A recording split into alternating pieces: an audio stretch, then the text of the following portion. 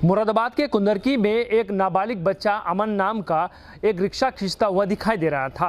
अपने परिवार का पालन पोषण करने के लिए नाबालिग बच्चा काम करता हुआ दिखाई दिया, जिसको लेकर ये खबर मीडिया में जैसे ही प्रसारित हुई तो उत्तर प्रदेश के मुख्यमंत्री ने इस घटना को संज्ञान लिया और सभी विभागों को दिशा निर्देश दिए कि इस बच्चे की हर संभव मदद की जाए। और उत्तर प्रदेश बाल संरक्षण आयोग के अध्यक्ष डॉक्टर विशेष गुप्ता उस बच्चे के परिवार से मिले और साथ ये कहा है कि उत्तर प्रदेश के मुख्यमंत्री का ये प्रयास है इस बच्चे को हर संभव मदद की जाए। बाल संरक्षण आयोग के अध्यक्ष डॉक्टर विशेष गुप्ता का ये कहना है कि हर विभाग से इस बच्चे की मदद की जा रही है और इस बच्चों को स्कूल में एडमिशन दिलाने के साथ साथ परिवार की मदद करने के लिए उत्तर प्रदेश सरकार काम कर रही है।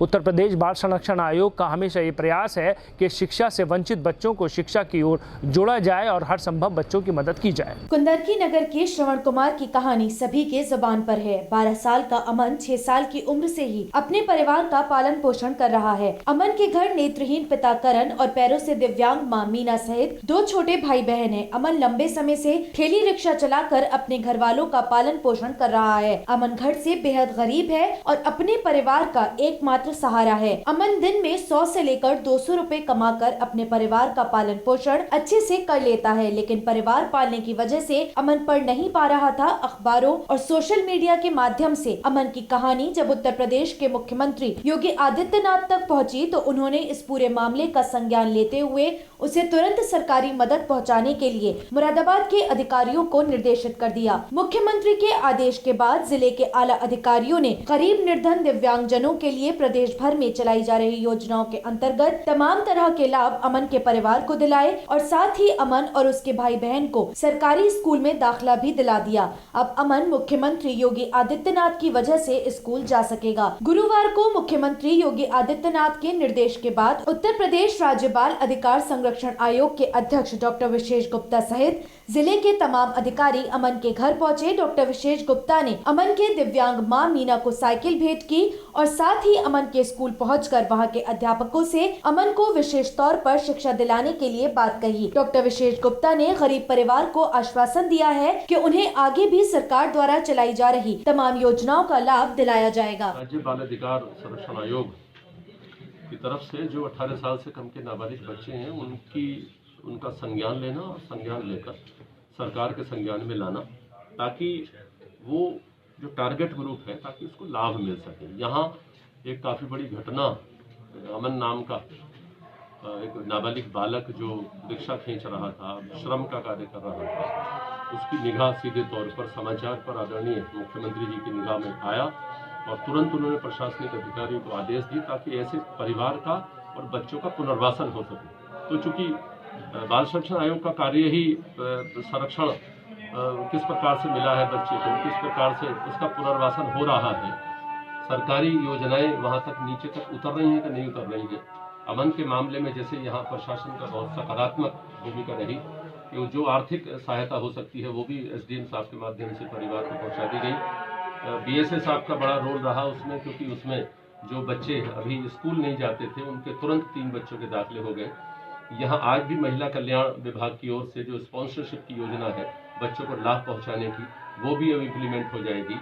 उनकी जो पेंशन की योजना है उस पेंशन की योजना भी आज अभी बात हुई थी समाज कल्याण और विकलांगजन अधिकारी से, उन्होंने कहा था नई पेंशन भी इस परिवार को पहुँच रही है। दूसरा, अभी जो डिप्टी लेबर कमिश्नर साहिबा है वो भी अभी आई थी। हमारे यहाँ बाल श्रमिक विद्या योजना है, मुख्यमंत्री जी की बहुत ड्रीम प्रोजेक्ट है कि जो बच्चे श्रम कर रहे हैं वो इसलिए कर रहे हैं कि घर में ज़मीन नहीं है, घर में उनके माता पिता दिव्यांग हैं या किसी प्रकार का रोजगार का साधन नहीं है। तो हम आभार अभिव्यक्त करते हैं, कृतज्ञता ज्ञापित करते हैं आदरणीय मुख्यमंत्री जी को कि उन्होंने इसका संज्ञान लिया और संज्ञान करके सारी जितनी योजनाएं थी वो यहाँ धीरे धीरे 2-3 दिन में नीचे उतर गई। सर, किन किन योजनाओं का लाभ दिया गया और शिक्षा के तो बच्चों का जैसे शिक्षा में दाखिला नहीं था तो यहाँ प्राथमिक शिक्षा में बच्चों का दाखिला, अमन जो बीच में श्रम का कार्य कर रहा था उसका कक्षा 5 में प्रवेश हो गया है, उसके छोटे भाई का कक्षा 3 में हो गया है, बहन का 1 क्लास में हो गया है। तो ये शिक्षा के अंतर्गत है। हमारे यहाँ बाल श्रमिक विद्या योजना के अंतर्गत जो 2-3 कंडीशन मैंने अभी आपको बताई कि जिसमें घर में कोई किसी प्रकार की कोई भूमि ना हो, माता पिता दिव्यांग हो, बच्चा श्रम करने के लिए मजबूर हो, किसी प्रकार की लाइवलीहुड ना हो, मतलब कारोबार ना हो घर में, ऐसे बच्चों के लिए एक उस राशि की बाल श्रमिक विद्या योजना में प्रावधान किया गया है। और उसके लिए यहाँ उन अधिकारी महोदयों को बुलाया था। मुझे लगता है कि उन्होंने, अभी मुलाकात नहीं हुई लेकिन संज्ञान उन्होंने ले लिया है। मुझे उम्मीद है कि वो योजना भी उनको यहाँ तक उतर जाएगी। अभी हम पुष्टाहार की बात और कर रहे थे, परिवार को किस प्रकार से पोषण मिले, तो पता ही लगा है। अभी लेखपाल महोदय ने बताया था कि घर पर जो भी पोषण के लिए सामान हो सकता था वो वहाँ मिल जाएगा, और स्कूल में भी अब मिड डे मील के माध्यम से परिवार के बच्चों को पूरा पोषण मिलेगा। सर, इस तरह के बच्चे जो छोटे छोटे बच्चे हैं उनके लिए आपकी तरफ से सर क्या दिशा निर्देश दिए गए ये हैं? बात बड़ी इंपॉर्टेंट भी है कि अमन जैसे और भी हमारे तमाम बच्चे हैं, ये हमारी जिम्मेदारी उन सभी विभागों की जाती है। जैसे शिक्षा विभाग में शिक्षा के अधिकार अधिनियम के अंतर्गत 25% सीटें ऐसी तमाम कमजोर परिवारों के लिए रखी गई हैं, जो अप्लाई करते हैं उनके दाखिले होते हैं, उनके दाखिले हो रहे हैं, इसमें कोई शक नहीं। अभी हमारा श्रम वाला मामला थोड़ा अधूरा है। अभी पिछले दिनों नो चाइल्ड लेबर अभी पूरा अभियान चला था, उसमें तमाम बच्चे अभी श्रमिक पाए गए हैं, जिनके लिए योजनाओं को लागू करने की बात चल रही है।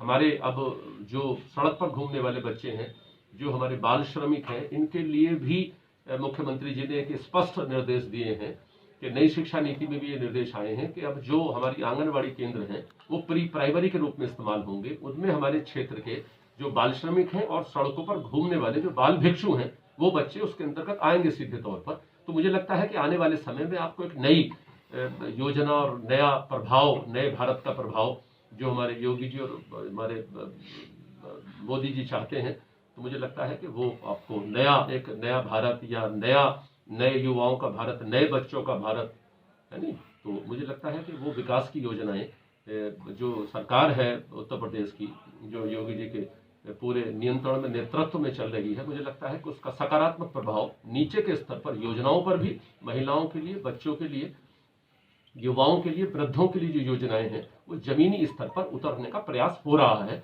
ये सब अधिकारियों के लिए एक संदेश भी है कि हम सभी मिलकर इसका फॉलोअप करें, इसको देखें, इसकी मॉनिटरिंग करें, ताकि इन योजनाओं का लाभ न केवल आम लोगों को मिले, बल्कि समाज के आखिरी छोर पर रहने वाले जो हमारे गरीब और कमजोर परिवार हैं, उनको भी योजनाओं का लाभ पहुंचे।